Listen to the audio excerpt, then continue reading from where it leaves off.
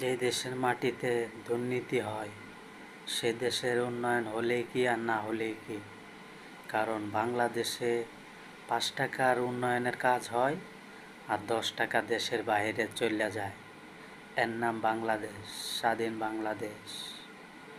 বাংলাদেশের মাটিতে অন্যায়ের প্রতিবাদ করবেন, আপনার সমস্যা হবে, ওটাই স্বাভাবিক।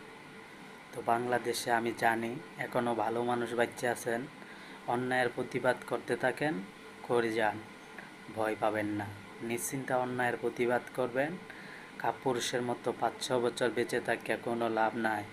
বাঁচার মতো বাঁচতে হলে সিংহের মতো বাঁচুন, 1 ঘন্টা বেঁচে থাকুন।